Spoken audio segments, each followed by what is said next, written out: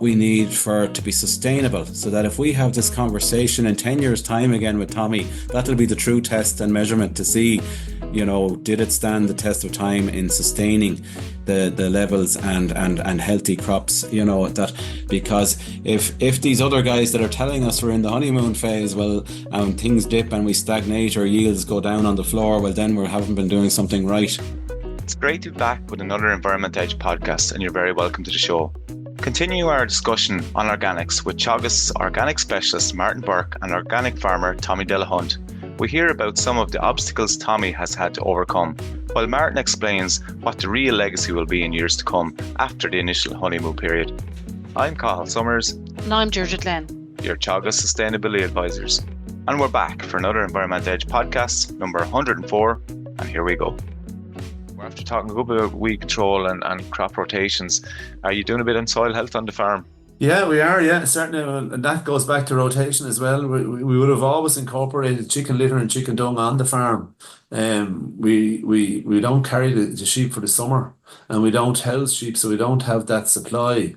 So I would have always brought chicken litter and chicken dung onto the farm, and that would have been a policy we had on the farm, conventional and in the organic now as well. So, and it led us into the soil works pellets as well. So and we can use slurry as well if we want to. The feedback sometimes on the slurry is not great because of the weed burden that it brings with it sometimes.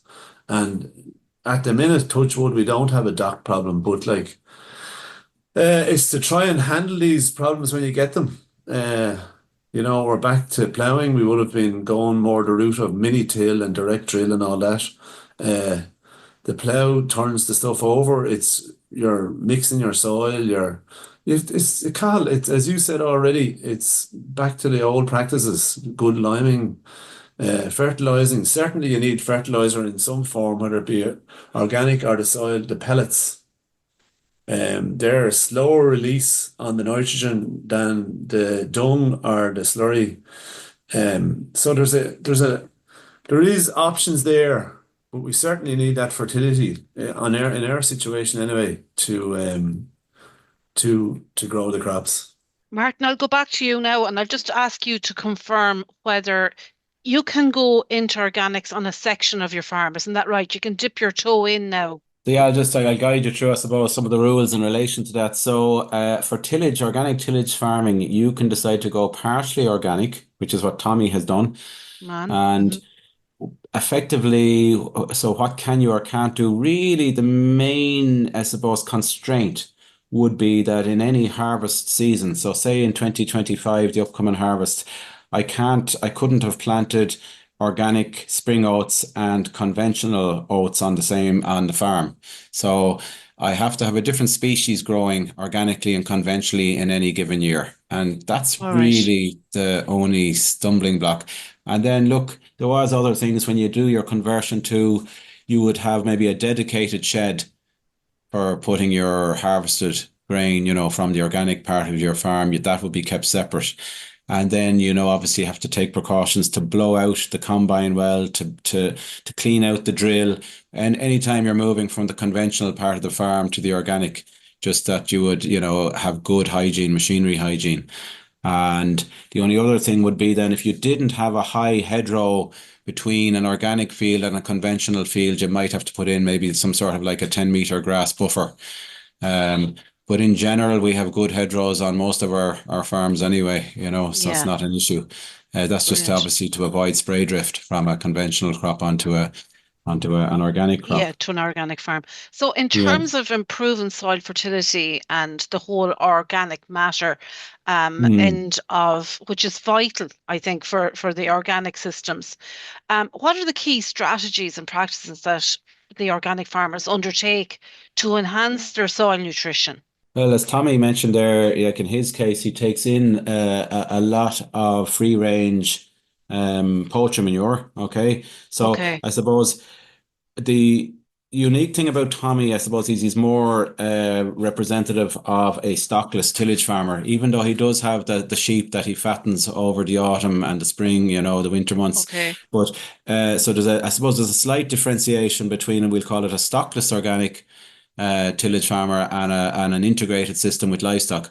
Obviously, so the livestock-based system, it's far more easier in terms of, the circular economy and keeping nutrients within the farm gate and recycling them, so your dung is going back out onto the fields that produce, the straw that went into that dung and so on. But the you're at all times trying to, use your organic matter wisely. And if it's your own on your farm, that's great, but you may well have to import it in, as Tommy would do. And it's vital to the system, I think, because we need to keep, I suppose, we want good nutrient availability for crops, because the fear is it's fine. Some people use this phrase, you're still in the honeymoon phrase, Tommy, is what he'd be told by farmers who've gone through the phase, maybe over the last 10 years. And they will say, oh, your yields, things will dip after 3 or 4 years. I'd like to stay in the honeymoon phase, and I'd like Tommy to stay there. And I think, look, this is where you can't let fertility slip and organic matters slip. I think it's going to be a vital cog of the machine of Tommy's operation and other farmers like him, that they continue to keep organic matter levels and their inputs into the farming system high and healthy. That they continue, for example, to keep legumes as the backbone of their rotation. And that's why he mentioned pea and beans and pea barley mixes.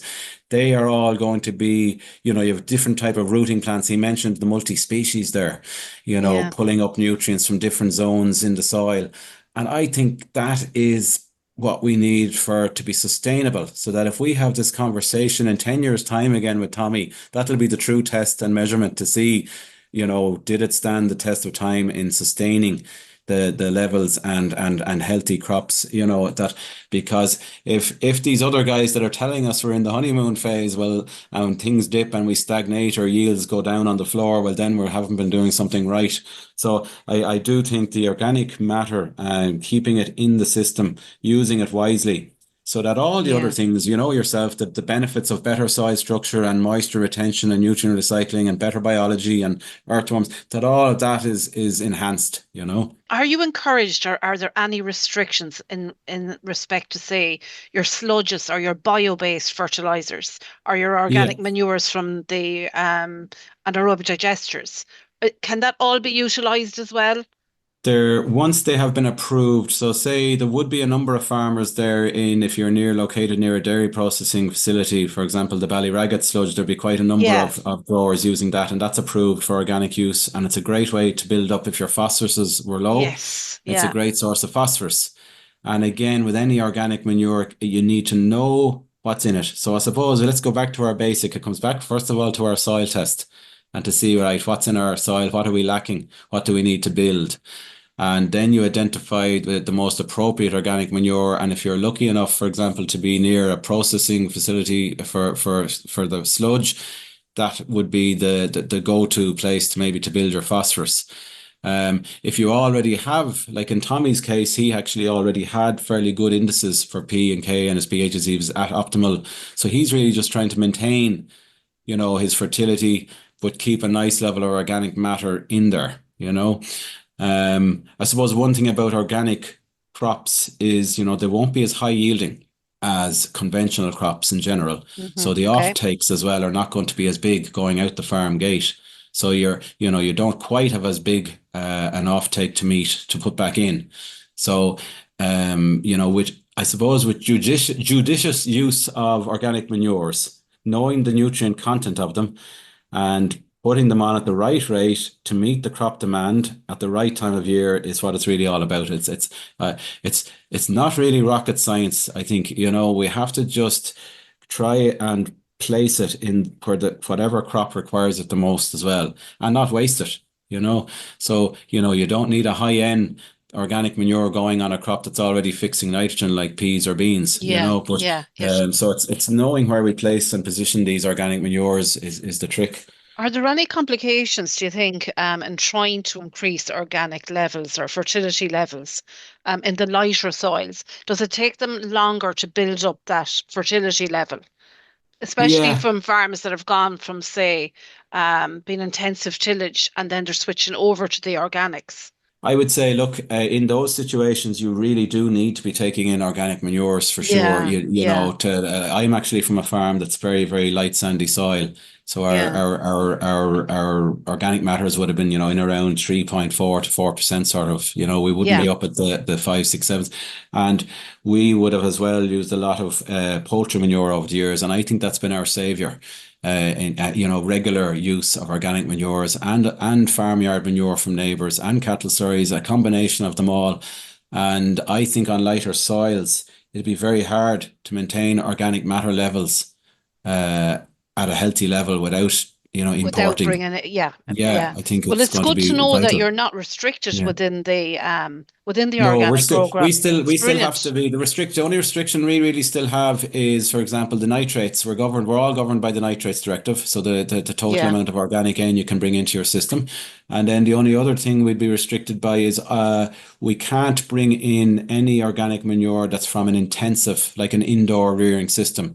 So Okay. take the case of the poultry manure, we can't take in the barn system or the enriched cages, but we can take in free range or organic systems, or the cattle slurry, for example, we can't take in a feedlot slurry, but we can take in slurry from any system that has the animals out on grazed grass at a certain time of the year, so it is quite flexible.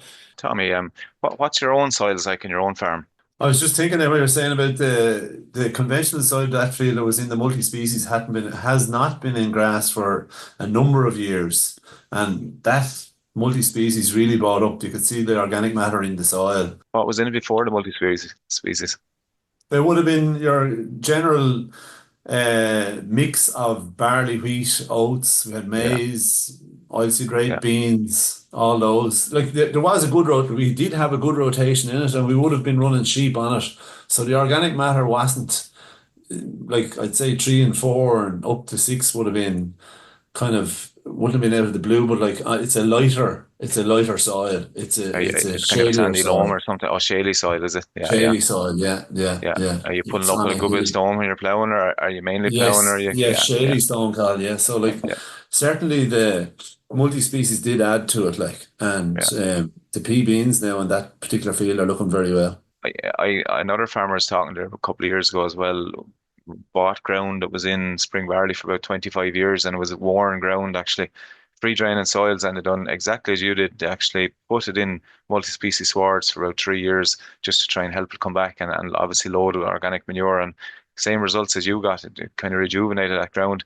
And Martin, I know you mentioned about the honeymoon period, and Tommy, I'm interested to see how long yours will last, but I'm assuming it sounds like you had reasonably good practices and rotations and organic manure beforehand anyway when you're conventional. But if you continue, I'd say your ground will still do well because you'll see it getting better and better all the time. Yeah, well, the rotation seems to be the big thing, Cathal. It's paramount to try and keep rotating it. Like, you know what I mean. You're fighting your weeds then as well, and you're doing a number of different things. Like, you're not building up disease in your soil. You're fighting the weeds. You're giving yourself more options, and you're getting the most out of your soil. Like, so but Are like you are you you can see it watching? in the soil. Like. Yeah, you can see it improving. Yeah. Are you digging holes around, or are you to see what if the soil's improving? We would, yeah, like we would have always done that, like you know what I mean. Even with conventionally, we would have always done that, and that probably led us down a different route before, as in going direct drilling and all that racket. But like you have your problems, and it's the ways of getting around your problems, and it's the same. It's no different with the organic. You know what I mean? It's about applying those principles Yeah. and working the soil and. It's great to see it. Like it's great to see it when it works. Look at it. I'm sure we're going to have obstacles put in front of us going forward, like the same as the conventional side. Like so, and it's great that we can run the two systems on the one farm. Yeah. It gives us more options, and I think that's what it's all about. And even the conventional side, Tommy, has a lot of problems come down the line. Like you talk about reducing pesticides and herbicides and reducing our nitrogen. So at least you won't have to worry about that part of it anyway. Yeah, well, that's for sure, Carl. Yeah, Yeah, it's look, we I suppose through farming intensively over the years, we've made some of the problems. It's given us another option or another tool in the armory to try and over the problems. And the enthusiasm in the organic sector at the moment is great.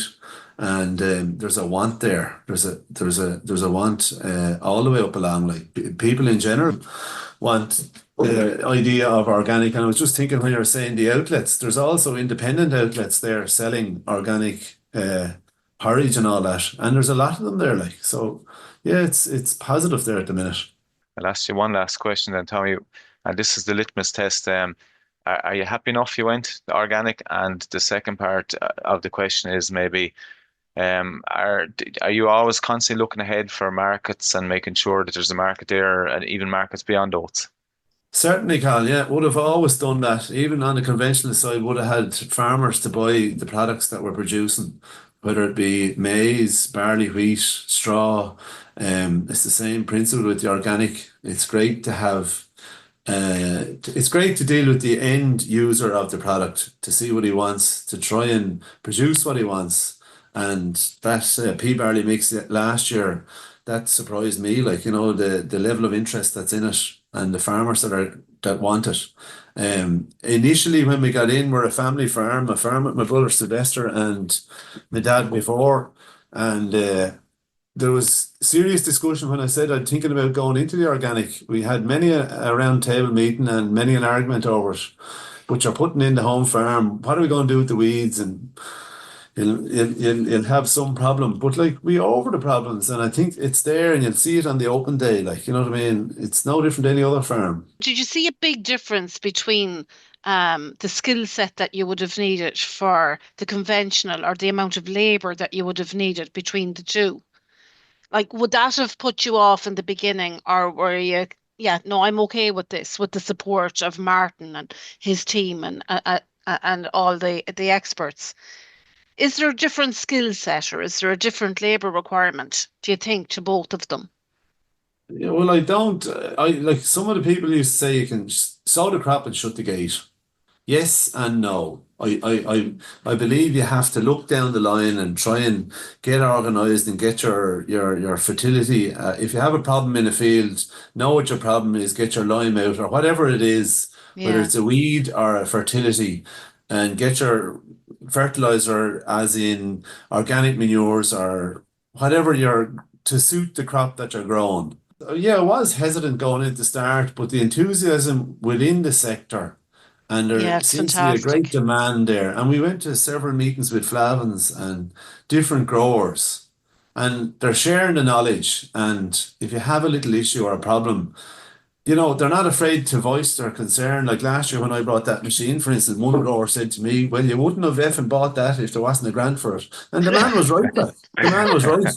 I didn't listen to him. Like I didn't. He told me to listen, and there's great support within it. There's a WhatsApp group there, and the knowledge, you know, from big Fantastic. growers to small growers or whatever, they're sharing the knowledge, and you can get support like if you go looking. Would you ever think of getting unionised, Tommy, like setting up a producer group or something like that going They're just forward? looking for a job, Tommy. There's strength in numbers, Tommy, Friends strength and in numbers. numbers. Yeah, Yeah, yeah. Look at come here. Hopefully, I hope that look at the sheep, the meat in general went up last year on the conventional and the organic side. There's no gap there this year, which there would have been before. So they can argue the point on that, but there is a want there in the general public for the organic stuff. And like I can see it in the own shopping basket at home. And Caroline, my wife, goes out shopping. She brings home the organic stuff. So like, it's positive, and Yeah. long may that last. for sure. Um, Martin, just maybe to finish up, Tommy, I think nailed it very well there. I think knowledge breeds confidence in farmers and a really, really good support system. And obviously, I've been at a number of organic walks doing presentations, and there's always a good atmosphere and really good questions and people willing to learn. Maybe just to finish off, Martin, if you want to maybe talk about what's to come, what's coming up in the events again, just to remind people again, and maybe the event on Tommy's farm. Exactly. So we've six more of these kind of localized walks coming up over the next couple of weeks. Okay, and I think we're in Kilkenny next week, and then we move on around the country to Two will be up in, let me see, Monaghan and Meath and Galway, and hope I don't leave any county out here now, but so there, and Carlow. So that's those walks. But then we also then have a major kind of event. Tommy is part of the Growing Organics Monitor Farm Programme. And the Department of Agriculture, it's a 5-year funded program by the department. And so Tommy's turn is up this year to host a walk as being one of those participant farmers. We have about 13 of those monitor farmers around the country across all enterprises. So Tommy's enterprise of Tillage is up, and we have a walk there on Wednesday, July the 9th. And we'll be looking at a number of things. We'll be looking at spring oats sown early versus late, because that was a big debate that came up among growers in the WhatsApp group, because this was an early spring. Everyone was tempted to work the ground early, but we were worried were soil temperatures warm enough, and would you pay the price, especially in an organic situation. So we have both on display to see what was the best way to go this year. We also have it sown at 2 different seed rates. That often comes up. Should we be sowing at higher seed rates for better weed control? So we have a high seed rate and low seed rate trial. We have winter oats. We have winter barley plots. We have maize. Believe it or not, we're going to try and show that we can grow maize organically. And then we have all sorts of different combinations of legume trials. So we have the Valpro project where we're looking at peas being intercropped with beans. And then we're looking at different types of pea barleys and pea bean barleys and pea barley oat mixes. And then we'll also have representatives from Flahavans to talk about the market for the oats. So look, there's a lot on display for that open day. So hopefully the crops are looking well at the minute. Hopefully they'll continue to look well for July the 9th. 2 weeks after that, actually, then there's another organic walk under the Growing Organics program, and it's on the farm of Emmett Dunn in Laois near Doro. And Emmett is a very large organic carrot grower. He grows carrots, leeks, potatoes. So that's another one that's 2 weeks exactly after the Tommy Delahunt's walk. So that's July the 23rd. So those are 2 major events coming up on the organic cropping side. That's super loads to look forward to. And just to remind anyone listening that if you want any more information, it's on the Teagasc website, I'm sure. And if you can't find it there, just pick up the phone to the local Teagasc office and they'll direct you, Martin, I'm sure. They will. Yeah. So our local advisor in this region is Marianne Mulhall there. She's based in Oak Park. And then in the other regions, we have 6 regional advisors there. So we have Orla Walsh down in sort of the Kilkenny, Waterford, Cork, East and Tip area. And we have 4 others then around the country too. John Noonan over there in the west, Kevin Fitzgerald down in the southwest. We've Cathal McCauley then up in the northwest, we'll say, and then we've Enda O'Hart there in kind of covering we'll say Midlands North. I can't get into all the different regions at this stage. It's hard to remember what county is in what region. But they're well spread out. So there's always there's a great support there of local advisor help. And then we have, obviously, then we're also backed up with myself, and then there's Joe Kelleher, who's the organic dairy specialist, and then obviously Elaine Levy, and on the dry stock. So we're a very happy team. And then also then when horticultural or veg queries come in, we have William Deasy as well then, who's a specialised veg advisor with very much an organic brief as part of his work. So we've 10 very, very top class, we'll say, individuals working well as a team too. We're a happy family. But it's actually noticed on the ground at walks, and you've been at them, Cathal. Yeah. There's often a comment by the farmers that it's great to see so much support on the organic side, and it's not just Teagasc too. So we have the ACA with all their advisors as well, and we have a great working relationship then as well, with the organic certification bodies, with the IOA and the Organic Trust.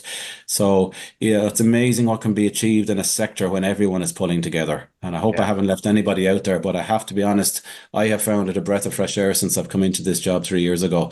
The positive working relationship with all the different organisations, NOTS as well. I never mentioned NOTS there too. It's very positive, and you can get a lot done when we're all working, with the same goal. Well, Tommy seems very happy anyway, Martin. So that's a good indication. Yeah, certainly. Yeah, exactly. Like I had an inspection here recently, and the enthusiasm within the inspector. And the whole area, like they want to drive it on, they want to encourage and help, and we're only human. We will make mistakes, but like it's to over the mistakes and move on. And yeah, brilliant, great attitude. Good attitude there. Yeah, certainly. Well, thanks a million, lads, and look, I really appreciate you coming on the show, and I definitely encourage any of our listeners to get out to as many of those walks as can, because that's how you learn. And Tommy, thanks a million for giving us your time, and some of our listeners might be pop up to visit you and say hello to you when they're on your farm as well. Yeah. So that was brilliant. Thanks a million, and keep up the good work. Thanks, guys. Cheerio. So there you have it. Tune in next time to hear more interesting chats and discussion. Myself and Deirdre will be back in 2 weeks' time, but do give us a review on Apple and Spotify or wherever you get your podcasts. Thanks for listening to the Environment to Edge podcast.